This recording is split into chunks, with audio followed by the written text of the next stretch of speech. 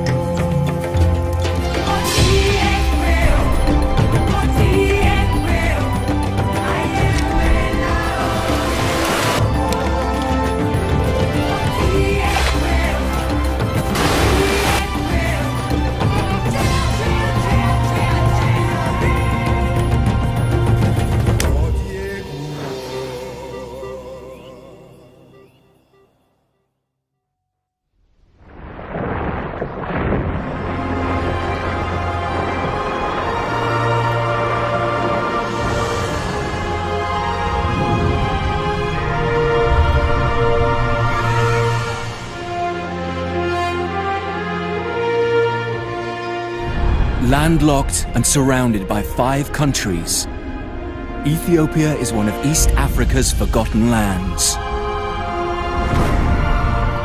Seemingly passive deserts in fact seethe with fire.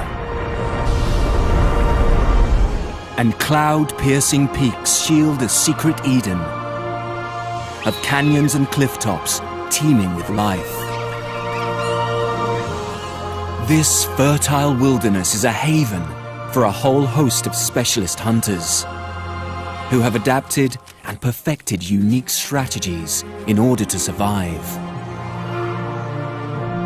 Deeply spiritual people have clung to parts of these mountains for nearly 4,000 years.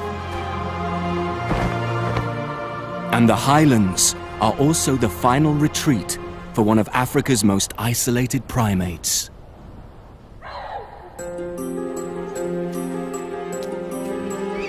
Gelada baboons are the last surviving species of a widespread group of grass-grazing monkeys, once found across the whole of Africa.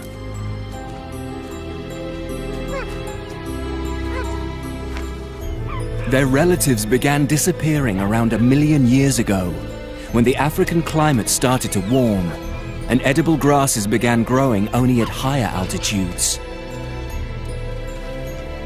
Geladas either moved to where there was food or starved.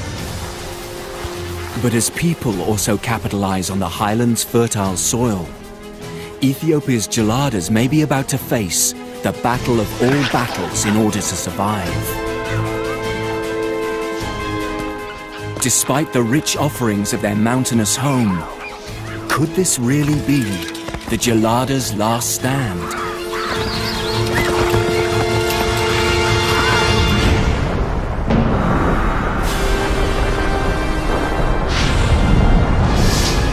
"75 million years ago, magma from deep beneath the Earth's surface forced upwards a huge dome of ancient rock 800 kilometers wide, giving birth to the Ethiopian highlands.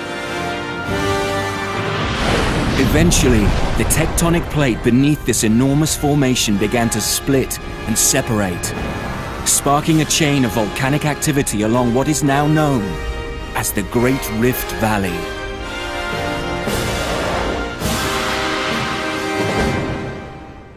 Today, 30 million years later, the Earth's crust along Ethiopia's rift is still being pulled apart at a rate of 1.5 centimeters a year.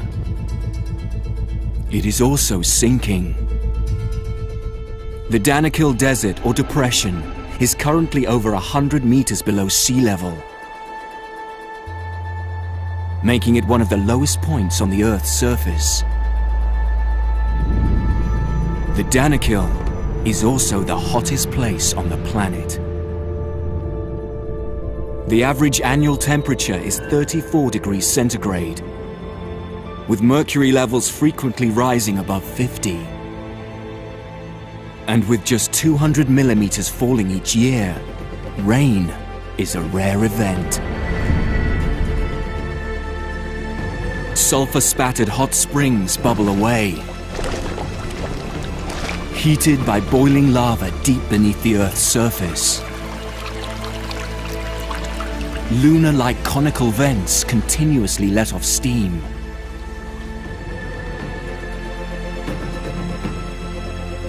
Around 1,200 square kilometers of the Danakil region is a giant salt plain.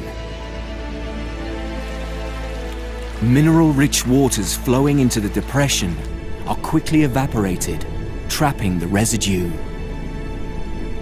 Over millennia, this has laid down salt layers over 2 kilometers thick in places.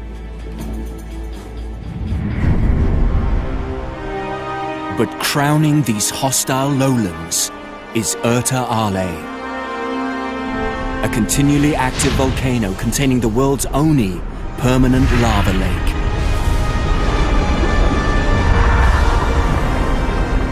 This sea of molten rock is more than half a kilometer across.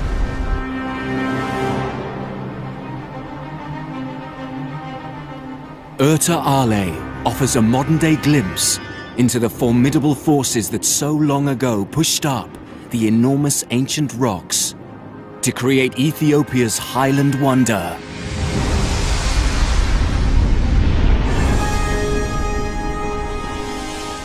The roof of Africa.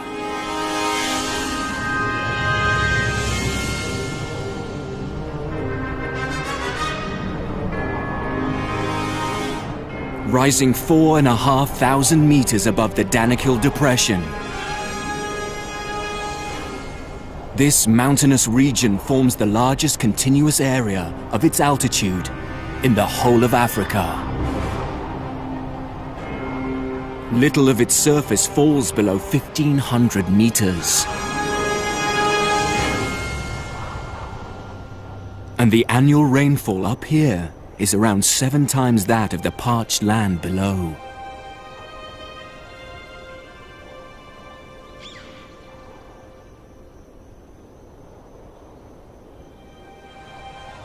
In contrast to the Danakil Inferno, these temperate grass-covered hills witness snow and ice on their highest points.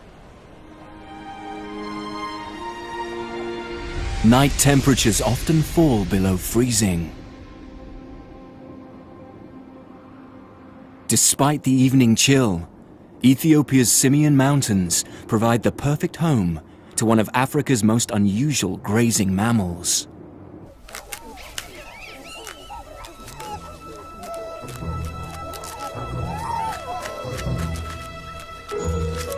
Unlike most monkeys, the gelada's diet is primarily made up of grass.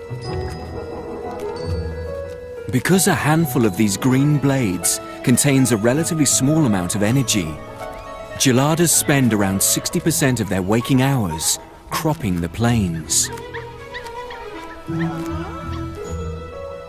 Unusually large molar teeth enable them to grind out the nutrients of each blade.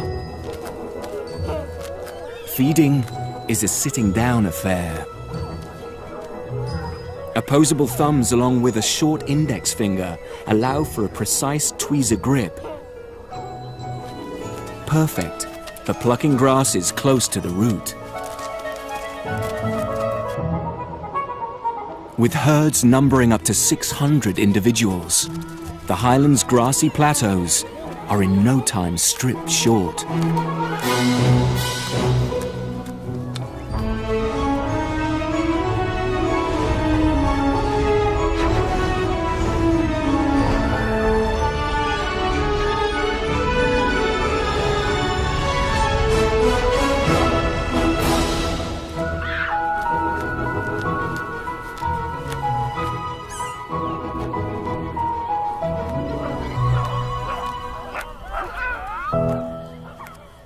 Geladas are the only primates to have a pink hourglass-shaped skin patch on their chest. As well as adding to their distinctive looks, it has a more important use. In other baboon societies, the female's bottom changes appearance, signaling she's ready to mate. But because geladas spend so much of their time sitting down, it's their chest patch that blisters and becomes brighter in color whenever they're fertile.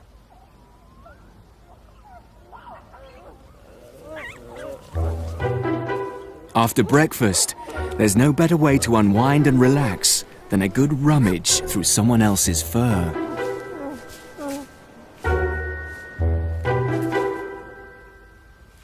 This adult male gelada is about the size of a large domestic dog. He's the head of his own harem, made up of around a dozen females and their young. Although grooming also helps reaffirm social bonds throughout most of the group, it seems this alpha male would be far better off scratching his own back, not wasting his efforts on the females. Despite being the so-called boss, it's actually the women who call the shots in this society. Where to walk, when to eat, including when it's time for their leader to be replaced. Bands of bachelor males roam the outer perimeter of the herd, looking for signs of weakness, looking to catch the eye of any one of the females.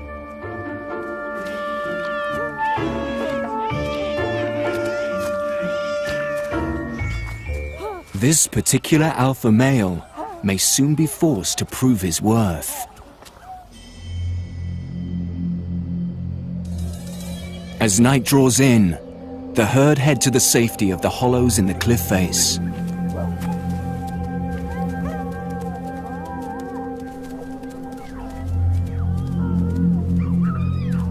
Long, thick coats of hair may protect them from the cold night air, but would offer little defense against the tearing teeth of the mountain's most notorious nocturnal predator.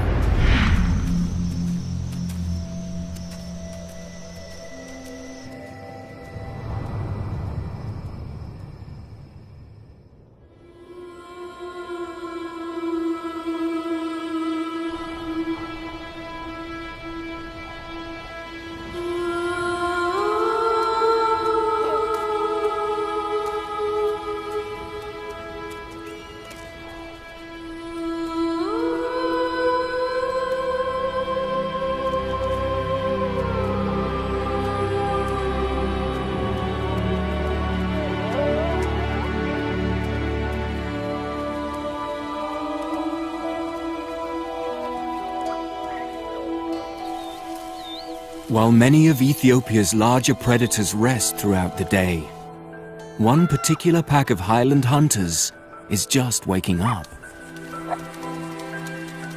Ethiopian wolves evolved from a grey wolf-like ancestor, making the journey from Asia to North Africa as recently as 100,000 years ago. Also known as the simian fox or simian jackal, they are similar in size and appearance to the European red fox. Packs contain up to 13 individuals.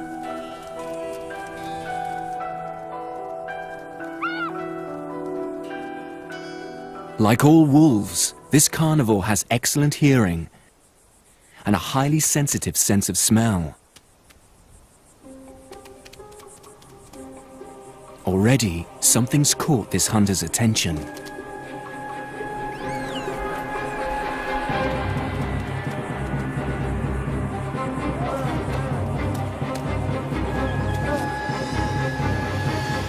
But unlike their pack-hunting cousins, Ethiopian wolves have modified their hunting strategy. They choose to hunt alone on the open grasslands, splitting up from their groups to track down their prey. The hunter freezes. Silence is key to avoid alerting its victim. keeping a low profile. It closes in.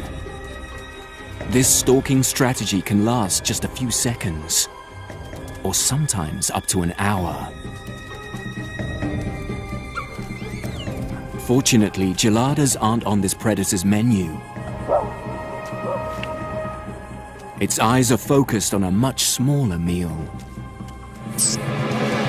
Success. Ethiopian wolves are the ultimate rat catchers. Of the species living on the plateau, small grass rats are the most hunted prey. Over 95% of the wolves' diet is made up of rodents. With the hunting mission over, the individuals regroup and return to camp. Young, hungry, and impatient mouths demand their share of breakfast. While some pups still rely on regurgitated catch, other members of the pack prefer their meals intact. Although it appears some youngsters want the best of both worlds. Like geladas, these extraordinary wolves are unique to Ethiopia's highlands. But there's another species that's also made these dramatic mountains its exclusive home. This creature has nerves of steel.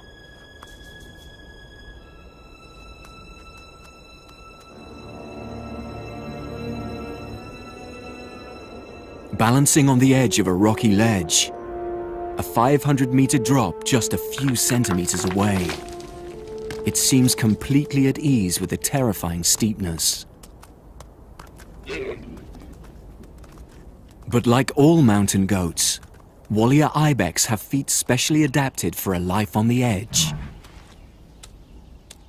Their hooves have sharp edges and concave undersides, which act like suction cups, gluing them to this ever-challenging terrain.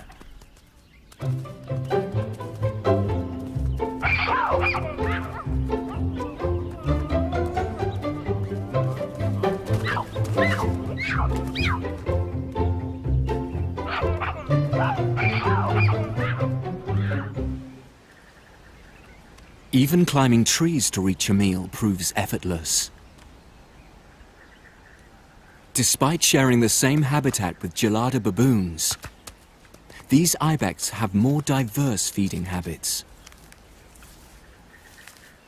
Along with grasses and ferns, old man's beard lichen growing among the trees is a particular favorite.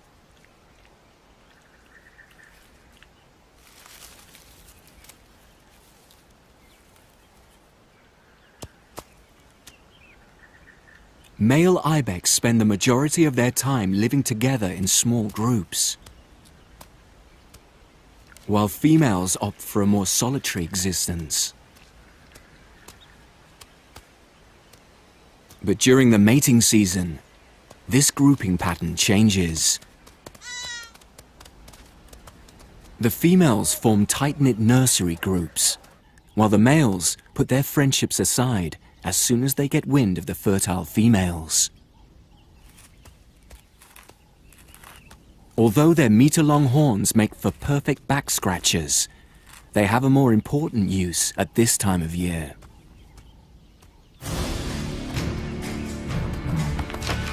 Known as rutting, this clashing of heads is what sorts out the men from the boys.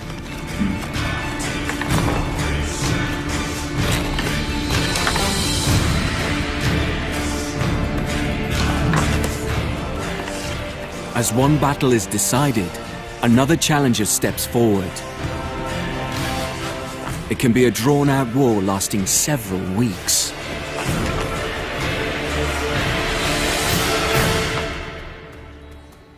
The eventual victor gets to dominate the female herd, increasing his chances of siring the most offspring. Although Ethiopia's highlands provide the perfect refuge for many creatures, There's another mammal that has also risen to the challenge of surviving here.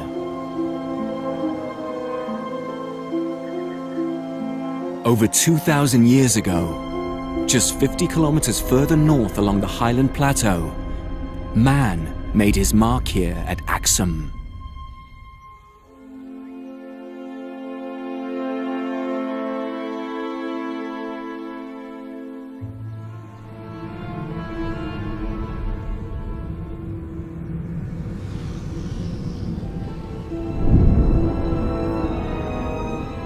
These obelisks crown the tombs of Ethiopia's ancient royal rulers, who chose this region as their political and religious capital around 3,000 years ago.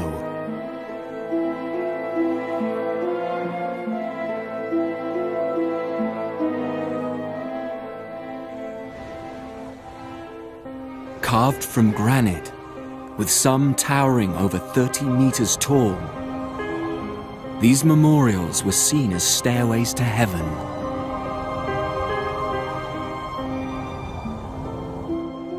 In the same mountainous district, a series of caves lie hidden amongst the landscape. For centuries, they have been the destination for thousands of steely-nerved pilgrims.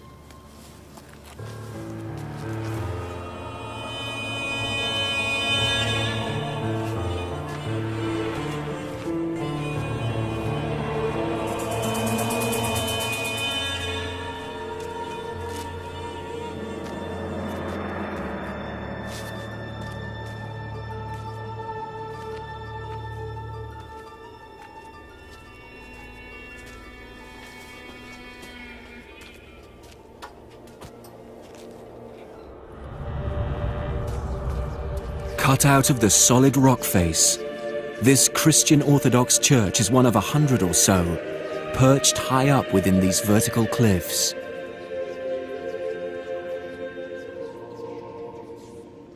Adorned with medieval murals, for over 1,000 years these holy hideaways have allowed their congregations to participate in peaceful prayer and spiritual ritual.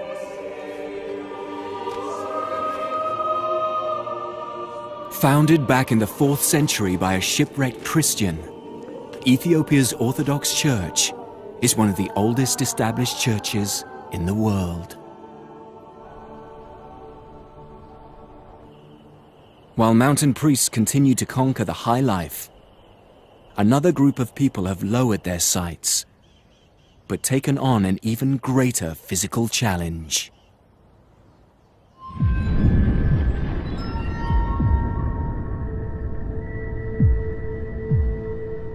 In Ethiopia's hostile Danakil depression, the shimmering 50-degree heat reveals what appears to be a mirage of life. But this is no illusion. These are the Afar, one of the toughest tribes on the planet.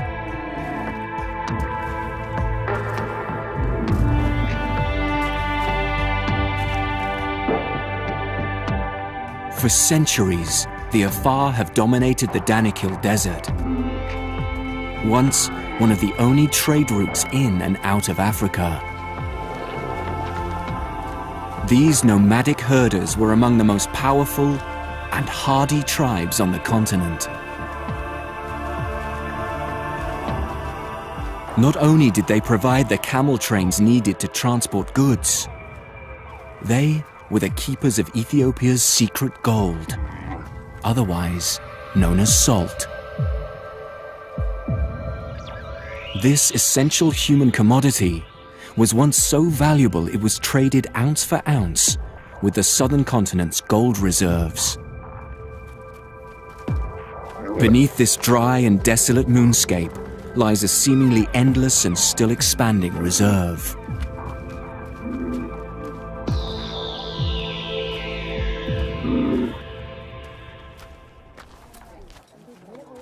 Although not quite as valuable today in monetary terms, the Afar still guard and defend this territory with all their might. Harvesting the salt is a team effort, divided into 3 separate roles. Breakers dig and lever up the salt layers before the masons shape each brick. This is a fine art. Each block turns out to be virtually identical to the next. Packers and loaders ensure the blocks are securely fastened and balanced on the camels' backs. Each animal can carry up to 24 blocks, a load of around 170 kilograms. The Afar alternate the locations where they mine. Holes left by removing the salt slabs will quickly fill up with salty water. The intense sun then evaporates the liquid, leaving behind layers of fresh salt crystals. This way, the harvested section of plain replenishes itself time and time again.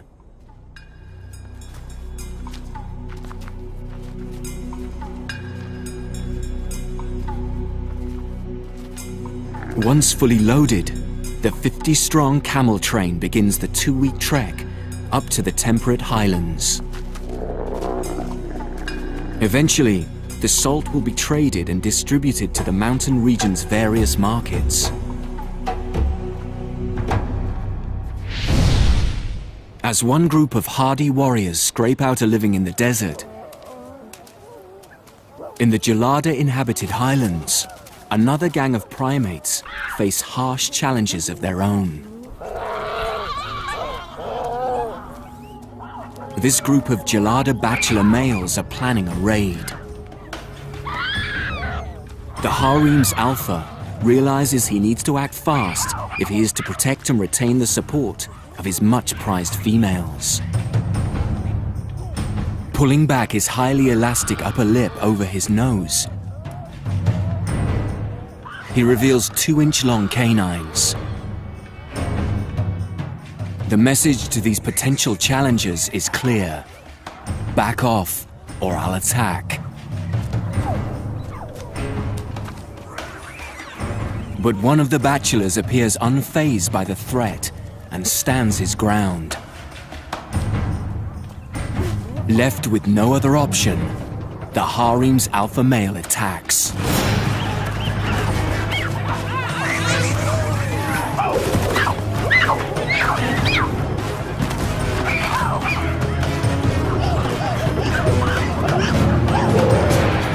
But this time, the harem leader has met his match. He finds himself on the receiving end and is forced to take flight.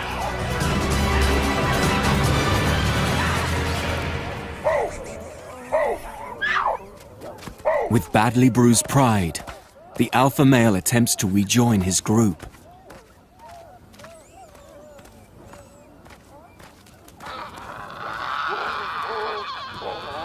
But the battle isn't quite over yet.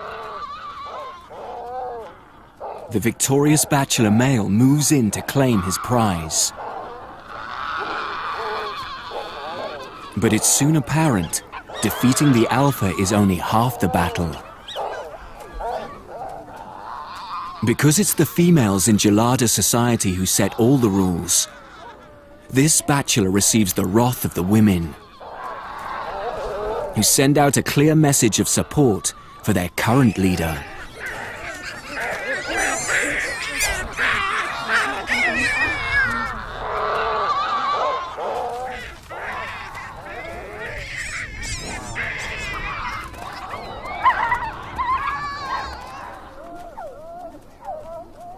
Although today the alpha has the backing of the females, it won't be long until he falls out of favor and the harem welcomes a new challenger chasing the top job.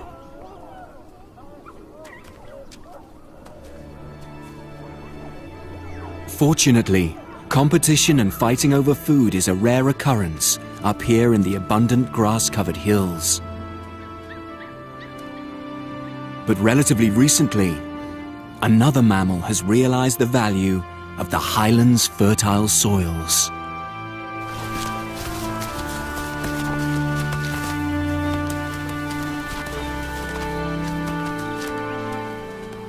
Perched on the lower ledges of this mountain kingdom are the Amhara, farmers whose lives depend on a crop that is as old as the hills.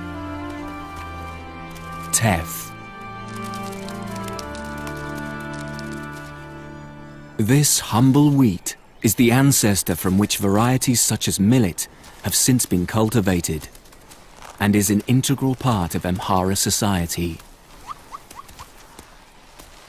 Teff seeds are so small, a single handful is enough to sow an entire field. While men work the terraces, it is the women of the village who turn the grain's chalky flour into large leathery pancakes. These flatbreads, known as injera, are unique to Ethiopia. Teff is milled into powder, then mixed with water, yeast, and a small quantity of flours. The base touching the hot iron pan or mitad turns out perfectly flat pancakes, while tiny bubbles create an upper side containing hundreds of mini craters. This porous surface makes injera the perfect bread to scoop up sauces and other traditional dishes.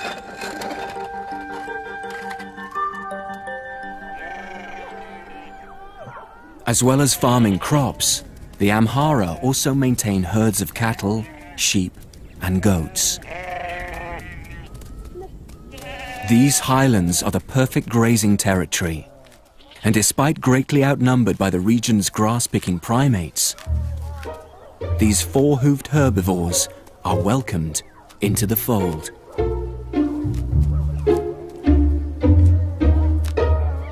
But when it comes down to invading personal space, there are limits. An arm's length appears to be the accepted distance, although some of the younger members of both groups haven't yet got the message. Gelada females only give birth once every other year, so babies can enjoy the undivided attention of their doting mothers right up to their second birthday. Females' teats lie so close to the center of their chest, youngsters are often able to feed from both simultaneously.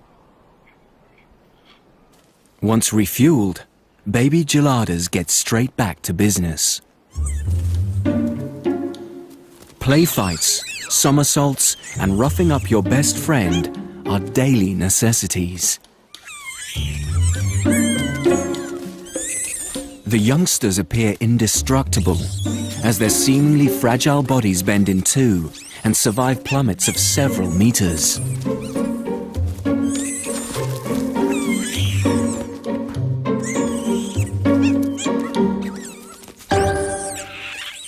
But the peaceful scene may soon be about to come to an unsavory end. Geladas and Amhara people share an ongoing territorial battle. And these shuffling simians are getting uncomfortably close. This farmer's crop would be easy pickings for such a voracious gang of grazers.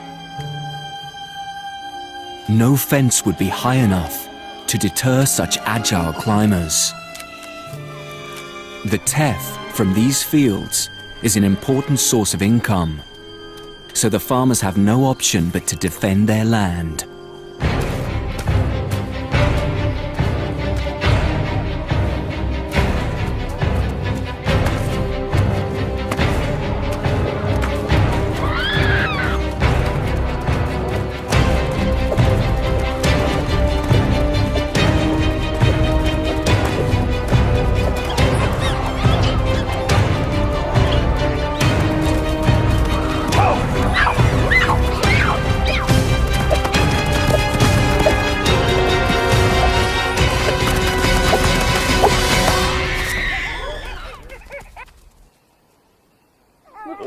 Losing your grip on these steep cliffs can have severe consequences.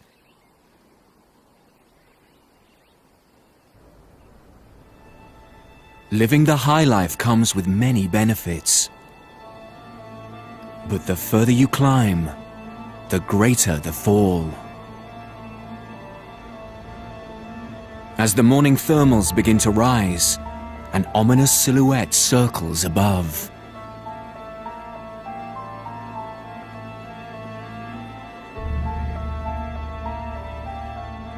The arrival of the highlands undertakers confirms the demise of one of the mountain's monkeys.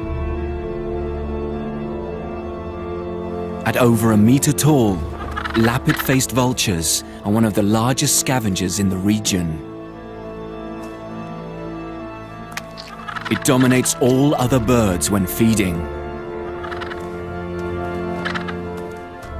The carcass is quickly stripped clean as other airborne freeloaders get wind of the meal.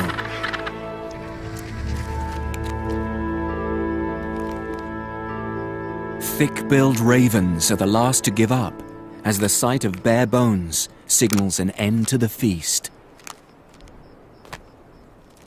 But for one avian predator, a cleaned-up carcass is cue for a banquet to begin.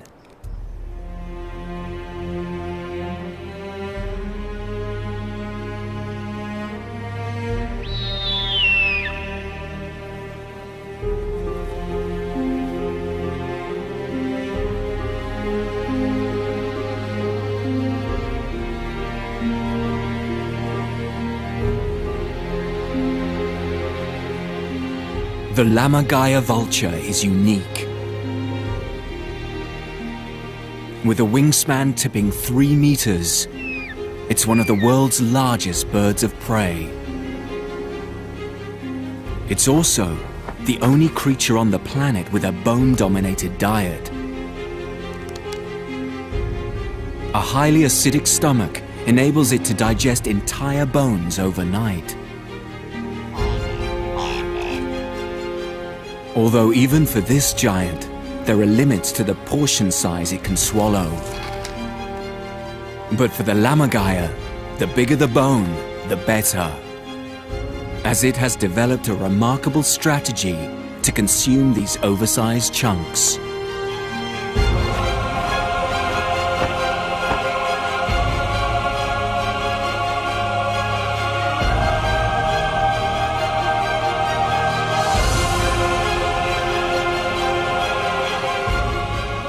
After reaching a height of around 200 meters, it's time to let go.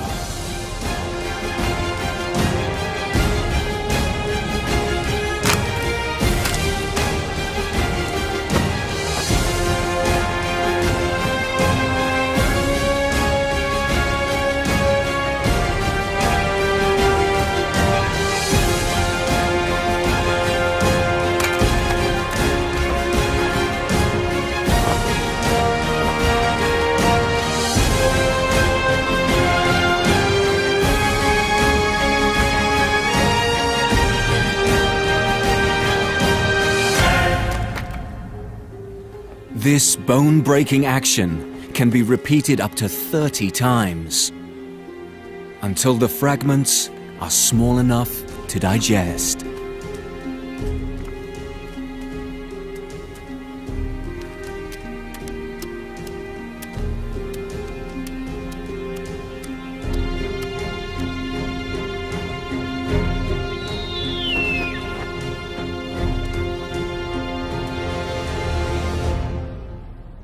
South of the highlands, in Ethiopia's Omo Valley, lives a bird that has a unique trick up its sleeve when it comes to obtaining food.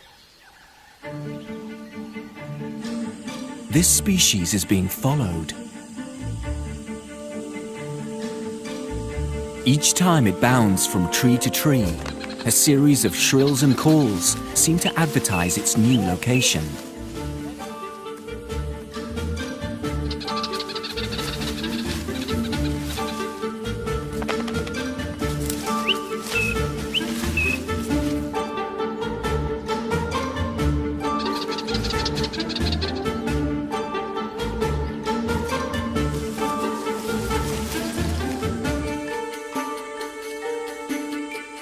Eventually, the bird reaches its destination and the hunters close in. Which is exactly what this greater honey guide intended. These Suri tribesmen are after one thing, and this bird has led them directly to it. But between this trio of trackers and the prize lie several hundred sting-wielding bees.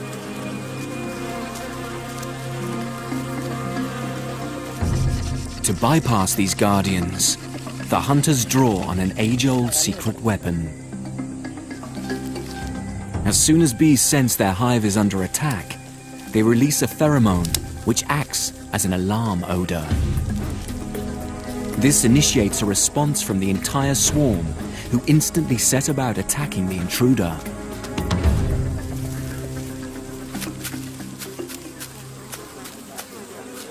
The hunter blows smoke into the nest. This not only dulls the bees' alarm receptors, it also causes them to instinctively gorge on their honey. This feeding response comes out of fear that they'll have to relocate their hive due to a potential fire. The gorging also has a pacifying effect, making them less likely to sting. Once the honey is collected, the tribesmen need to complete the final part of their mission. After waiting patiently for over half an hour, the honey guide finally gets its share of the deal. Honey guides are one of the few birds that have specialized enzymes, allowing them to digest beeswax. Along with the odd insect larvae, it makes up the majority of this species' diet. Without the hunters or another honey-seeking animal's help, the bird wouldn't be able to access the wax hidden deep within the hollow of the tree. Should the tribesmen fail to reward their assistant, legends state next time it could take revenge by leading them to a waiting lion or venomous snake. As well as collecting honey, the Suri people are farmers, keeping a large number of cattle and other livestock. These fertile pastures, bordering the Omo River, enjoy a mild climate with heavy rainfall. Perfect for raising cows, which are an important status symbol for the Suri.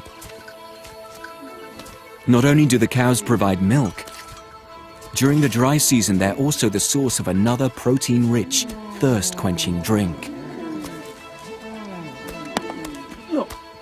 One of the tribe's teenagers takes aim and makes a small incision in the side of the cow's neck. Around 2 liters of blood is collected from each animal once a month. Each bowl is consumed instantly before the contents begin to congeal. The Suri rarely eat their cows and will only kill them as a sacrifice on very special occasions. Men are judged on how many cattle they own and begin caring for their calves from the age of 8.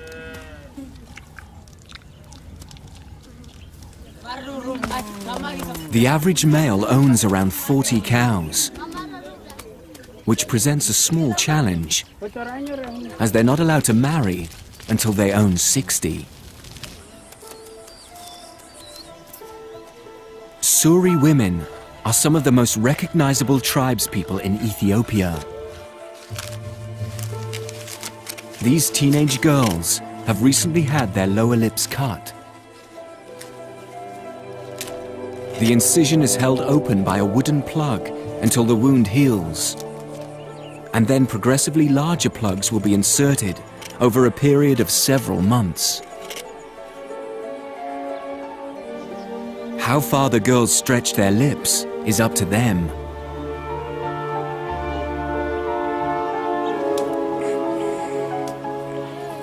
But the larger the clay plate they are able to hold, the more desirable they become to a future husband. It isn't known exactly why lip plates were first used. Some believe it was meant to discourage slavers from trading the women. But to the men of the village, it is a sign of beauty.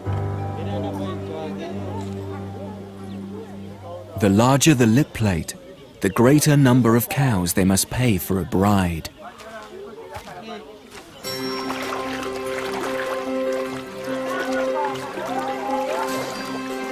As well as offering an ideal environment for agriculture, the Omo Valley also provides another source of income for the Suri tribe. These nearby streams reveal a luxurious legacy of Ethiopia's volcanic past.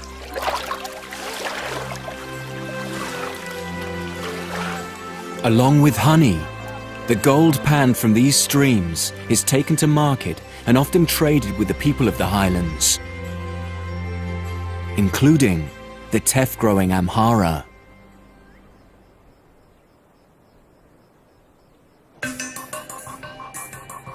In the foothills of the highlands, it's market day.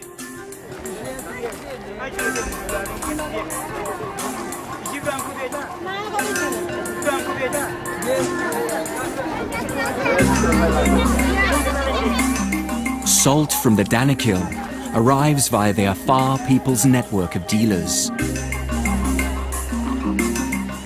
while Amhara women prepare to trade their teff with buyers from far and wide. The range of goods on offer is endless. While these young Oromo men haggle over the price of rock salt, another member of their tribe is on the lookout for a more unusual product. As the market comes to a close, money changes hands for a much prized